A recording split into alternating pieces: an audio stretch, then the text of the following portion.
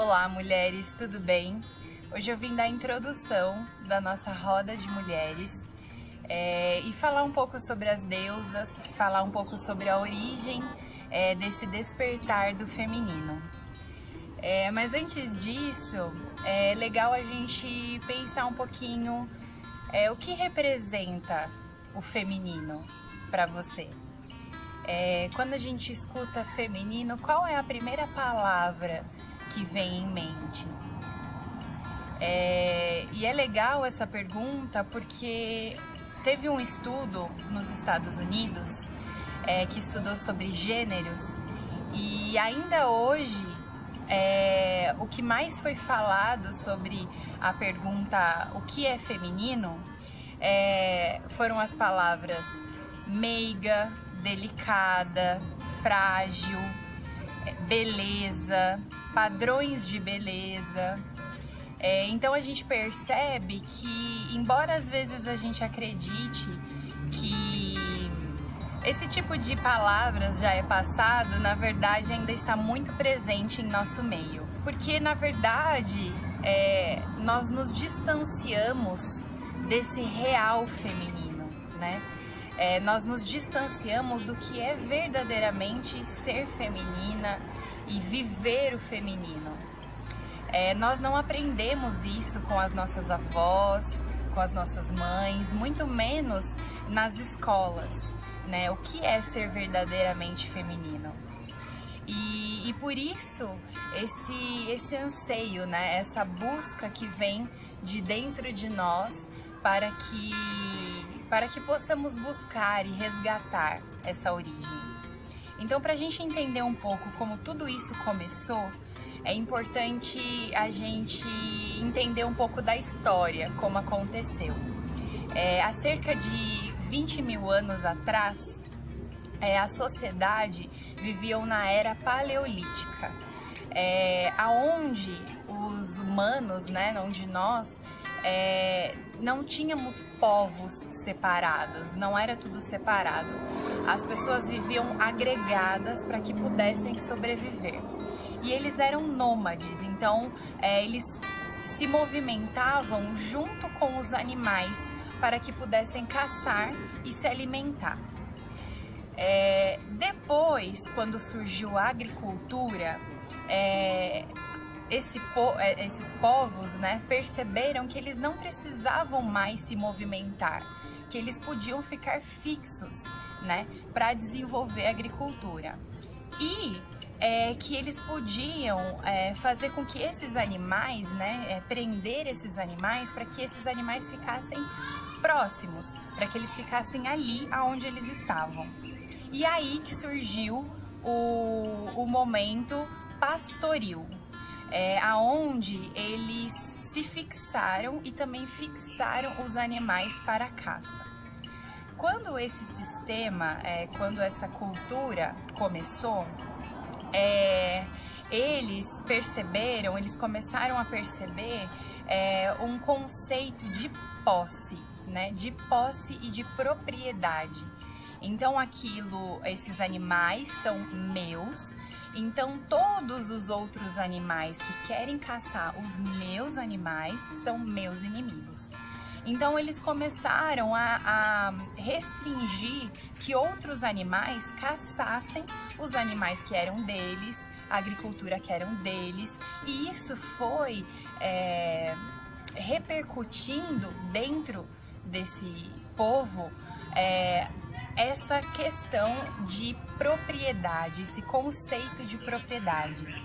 E junto com o conceito de propriedade surgiu o patriarcado, que é justamente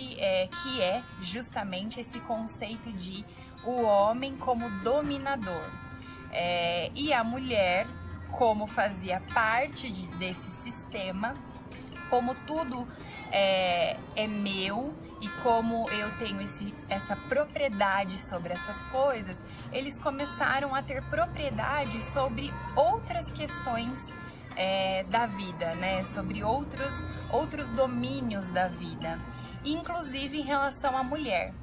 Então, começou a ter posse sobre as mulheres. né? E que a proliferação, né, que o fato de a mulher engravidar e ter filhos era uma forma de ele manter aquela mulher sobre o seu domínio. E aí, dentro dessa cultura do patriarcado, esse domínio em relação aos homens, ele também foi evoluindo, né, e se desenvolvendo. Então, essa cultura do patriarcado, ela foi passando de geração a geração, onde o homem sempre exerceu o papel do dominador e a mulher da dominada. É importante a gente perceber duas coisas nesse padrão. A primeira é que esse conceito, né, de dominador, ele foi evoluindo, ele foi se tornando cada vez mais sofisticado à medida que o tempo foi passando. E aí às vezes a gente pode pensar, poxa, mas eu não acho que eu sou dominada nem pelo meu marido, nem pelo meu namorado, nem pelo meu chefe, nem pelos meus amigos. Porque na verdade essa cultura foi tão consolidada que muitas vezes nós nem percebemos ela aparece de uma forma muito sutil. E aí quando a gente pensa que papel que eu exerço dentro de casa, né, que papel que a mulher exerce, que papel que o homem exerce, como eu fui ensinada sobre a minha sexualidade, né? Então, nessas pequenas coisas mais sutis, a gente consegue perceber esse movimento do patriarcado. A segunda coisa importante de a gente refletir é que todos nós aprendemos e vivemos dentro dessa cultura, inclusive nós mulheres. Portanto, nós também, em alguns momentos, vamos exercer esse papel da dominadora. Em alguns momentos da dominada, mas em alguns momentos do dominador. E aí, às vezes, a gente consegue perceber esse papel nos nossos filhos, né? Quando a gente exerce esse papel de poder, de domínio sobre os filhos, ou em situações no trabalho. Então, é importante a gente perceber que dentro de nós também existe essa cultura do patriarcado. E nós sofremos com esse desequilíbrio, porque todos nós, né, tanto homens como mulheres, nós temos as duas polaridades dentro de nós, o masculino e o feminino. E hoje nós vivemos principalmente o masculino de forma anabolizada dentro de nós. E dentro dos homens também, de uma forma anabolizada. E o feminino de uma forma suprimida, né? E isso gera um desequilíbrio nos nossos lares, no planeta, em tudo que a gente vive, né? E esse desequilíbrio nas mulheres, eles se manifestam principalmente de três formas: vitimismo, culpa e agressividade. O vitimismo é quando a gente não se sente amada, ou quando a gente não se sente amada muitas vezes por nós mesmas. A culpa é quando a gente não consegue se sentir perfeita, né? A gente busca por esses padrões de perfeição. Então, quando nós não conseguimos atingir esses padrões, vem a culpa. E a agressividade, na verdade, ela vem da escassez, que é um dos principais, as principais fontes, né, é o patriarcado, que é aquilo que eu não tenho o suficiente, então eu não sou o suficiente. Então nós jogamos essa nossa agressividade nos outros para tentar suprir essa escassez que a gente vive de forma interna, né? E esse desequilíbrio vai repercutir em nossas vidas em muitos sentidos. E a pergunta é: como podemos sair desse desequilíbrio que vivemos hoje entre o masculino e o feminino? E aí a resposta, ela veio de muitos estudos, né? Onde acredita-se que precisamos voltar à essência do feminino. Como era o feminino antes do patriarcado, né? Como que era o feminino de sua forma mais pura, né? E a forma mais pura, ele foi descoberto por alguns historiadores, onde haviam-se cultos na Europa, no Oriente Médio, a uma deusa mãe. E eles perceberam que naquela época havia uma harmonia, né, entre a deusa mãe e o pai espírito, onde tudo se vivia em harmonia, antes desse conceito do patriarcado. Porém, com a vinda do patriarcado, com todo esse conceito de dominador, de propriedade, essa deusa mãe, ela foi sendo perdida, ela foi sendo banida. E hoje, né, houve um estudo muito grande por 2 psicanalistas, Roger e Jennifer, onde eles conseguiram perceber que a deusa mãe, ela foi fragmentada. E ela foi fragmentada em 6 deusas, nas 6 principais deusas da mitologia grega. E eles perceberam que cada uma dessas deusas, elas carregam uma essência do puro, do mais puro do feminino. Porém, são todas parciais. E é como se todas elas juntas formassem aquela energia pura que seria da deusa mãe. E é muito legal esse conceito porque ele é trazido para nós em forma da mitologia grega, né? Em forma de mitos. E aí é legal a gente esclarecer 2 coisas. Primeiro, o que né, qual a importância da mitologia e dos mitos? Nós humanos, nós entendemos e interpretamos as coisas de uma forma, muitas vezes, que não racional. Nós interpretamos de forma simbólica. E a mitologia, ela vem para isso, para nos ensinar a realidade de uma forma simbólica, para que a gente consiga entender. Então, segundo Platão, ele disse, né, em um dos seus livros, que ele sempre iria tentar usar a mitologia para dizer aquilo que a mente humana ainda não conseguia entender.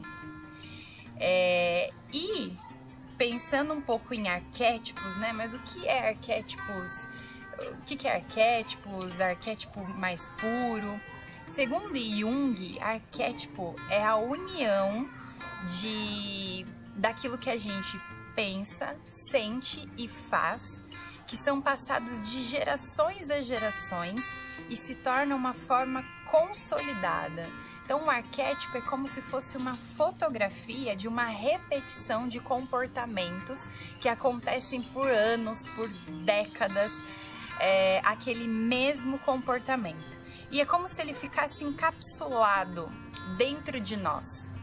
Só que ele não é encapsulado no nosso consciente.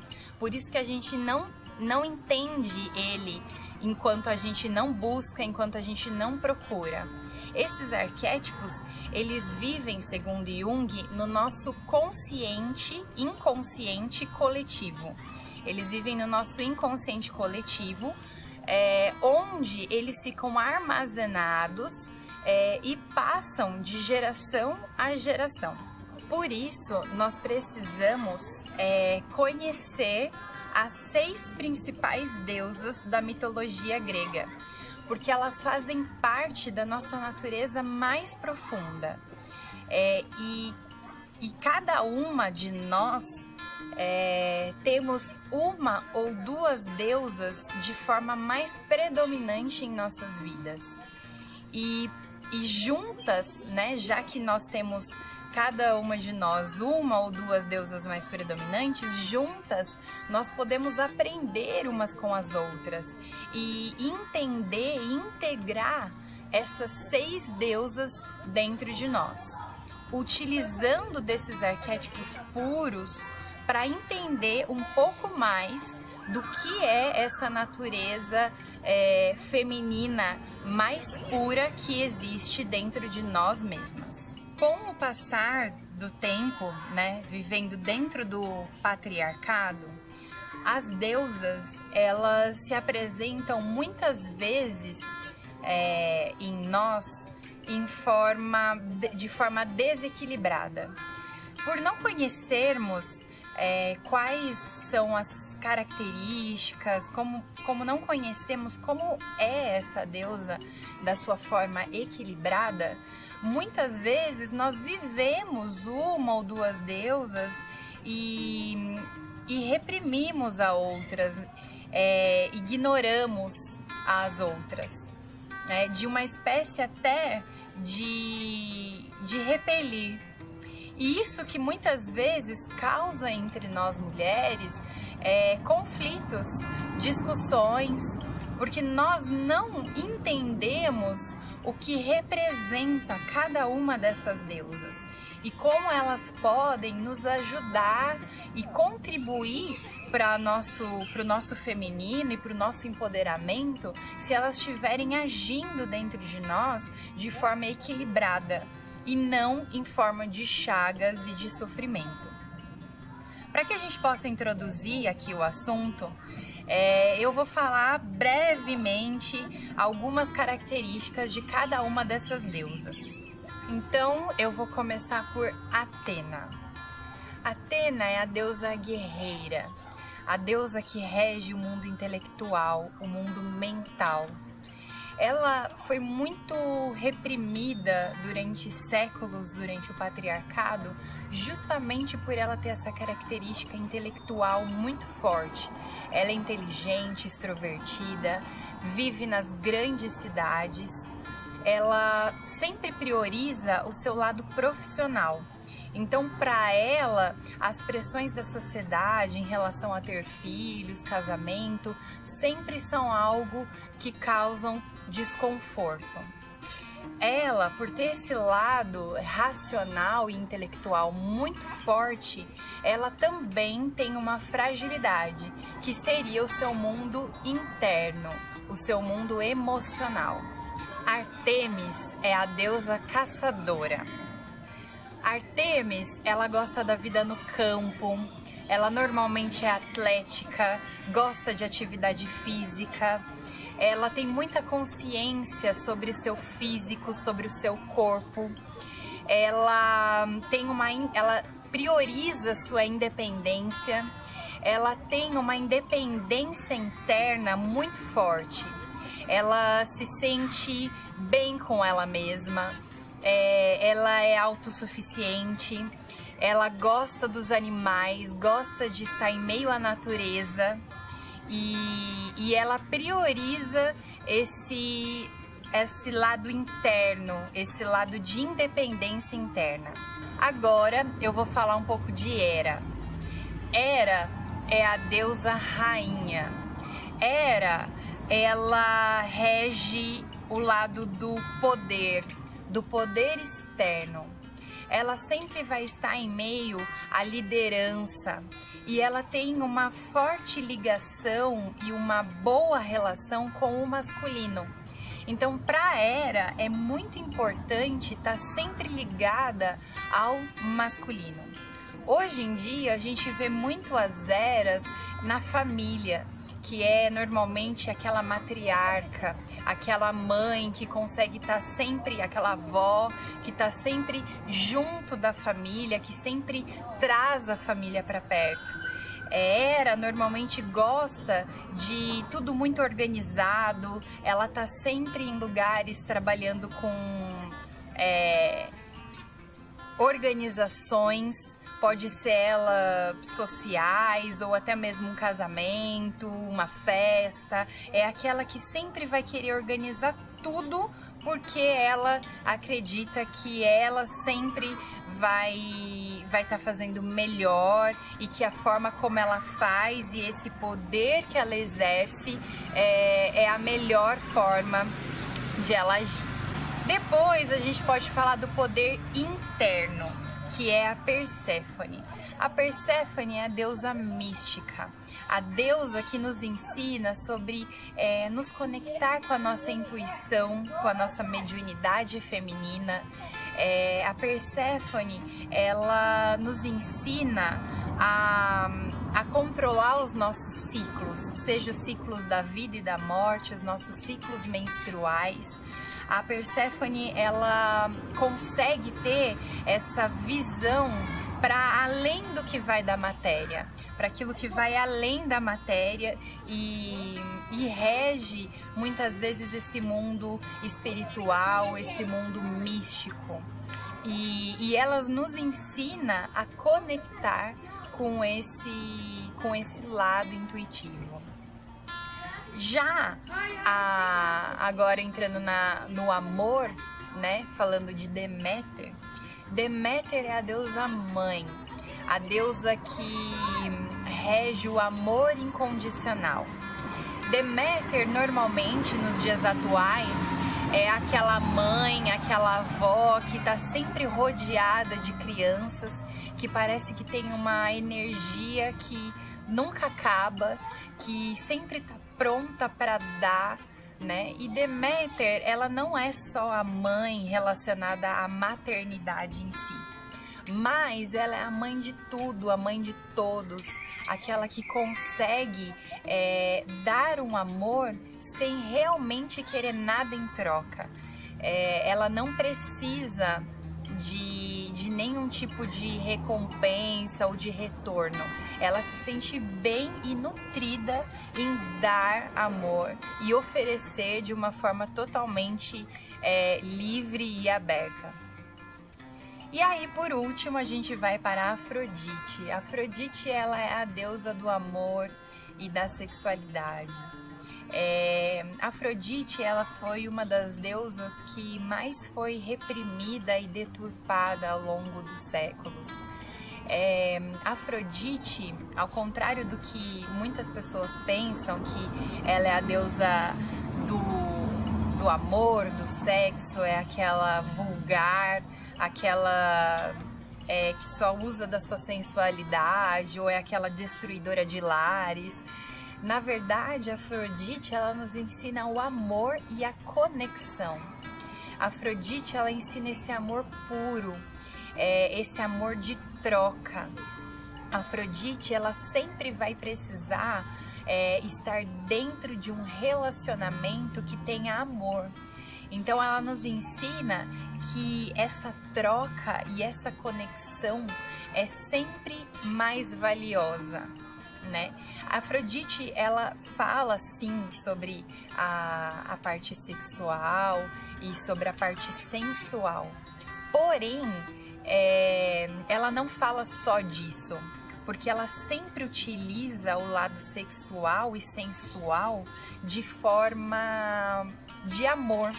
E para Afrodite, quando não existe amor, ela não existe mais o relacionamento em si. Por isso ela migra sua energia para outro lugar onde ela possa ter troca. Ao contrário de Deméter, que consegue dar o amor sem querer nada em troca, a Afrodite, ela precisa dessa troca, dessa conexão. E essa conexão que pode ser com qualquer pessoa, né? Não necessariamente só com o sexo oposto, com o sexo masculino. Ela busca isso também nos relacionamentos. Ela nos ensina a ter autoestima, a ter amor próprio, a nos sentir bem, bonitas e usufruir dessa beleza que a gente pode ter. Não só externa, mas principalmente de forma interna, porque a Afrodite, ela rege o amor interno, o amor que nos move, o amor que nos nutre por dentro, né? E E por isso, inclusive, que dentro da nossa roda de mulheres, nós vamos nos aprofundar um pouco no amor de Afrodite e no amor de Deméter. Porque nós acreditamos, né, que nesse momento, apesar de a gente precisar ter um equilíbrio entre todas essas deusas, nós precisamos desmistificar o que é uma Afrodite, né? Tirar um pouco esses tabus e libertar essa Afrodite que está enclausurada dentro de nós e que existe justamente esse julgamento entre nós mesmas. Quando nós olhamos uma mulher, a forma como ela está se vestindo, a forma como ela está se comportando, como nós nos sentimos inseguras diante de uma outra mulher, né? E o quanto isso repercute dentro de nós, né?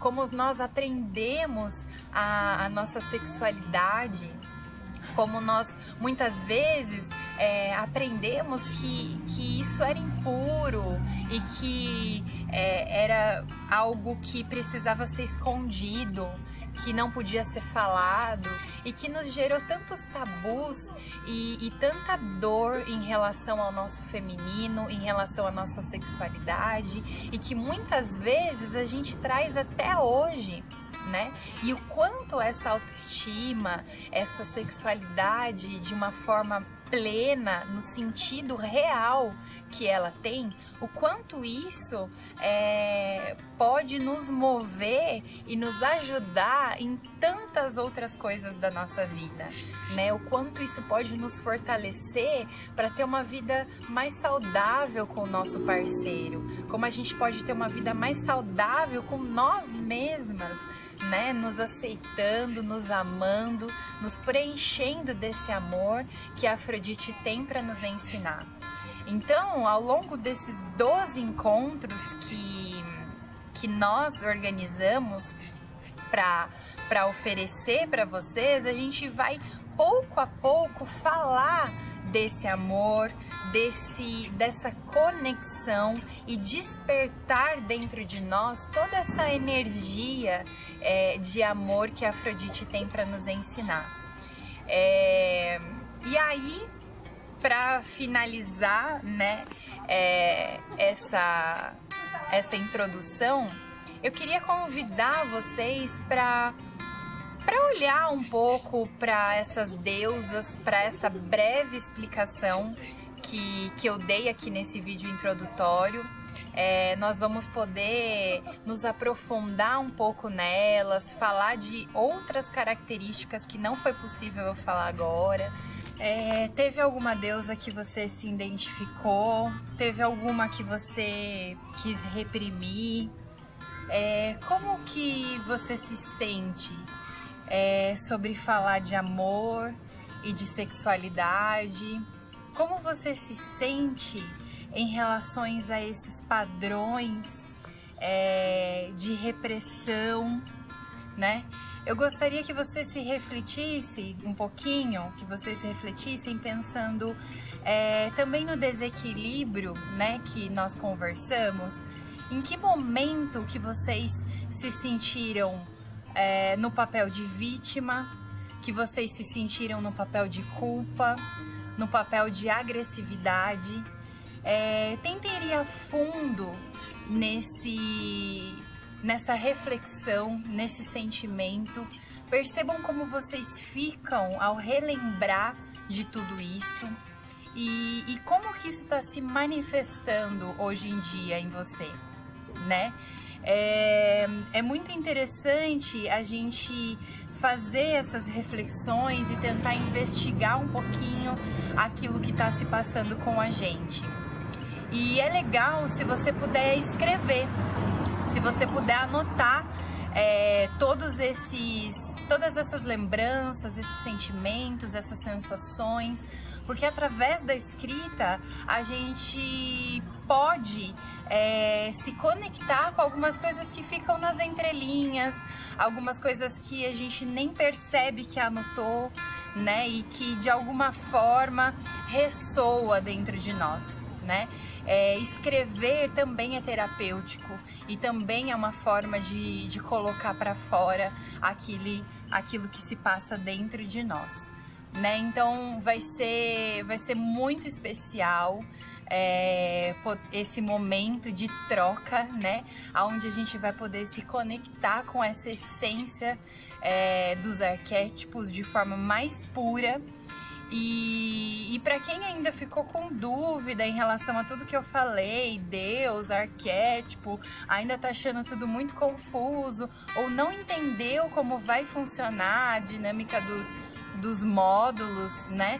Se ainda tem dificuldade de entender alguma coisa, a gente vai abrir uma conversa antes de a gente iniciar, que vai ser agora dia 25/7, na terça-feira. Nós teremos uma conversa às 20 horas na Realize, para falar um pouco sobre os módulos, sobre como vai funcionar, tirar algumas dúvidas.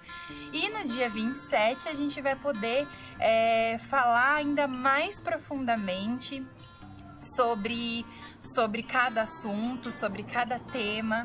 E assim que vocês fizerem a inscrição, vocês vão receber um material de apoio para se aprofundar no assunto, algumas reflexões, uma meditação guiada específica para as deusas, para que a gente possa se conectar um pouquinho mais com esses arquétipos, né? E a gente vai ter essa oportunidade de juntas construir esse empoderamento feminino, esse real empoderamento, mas principalmente olhando para Afrodite, que está aí bem suprimida e bem reprimida na sociedade em que a gente vive. Então, muito obrigada, eu espero que de alguma forma tenha contribuído esse vídeo para você, e vou ficar muito feliz em recebê-las na Realize no dia 27 para a gente poder trocar e se conhecer e evoluir juntas, tá bom? Um grande beijo e eu estou à disposição para esclarecer qualquer dúvida e qualquer coisa. Beijão, até mais!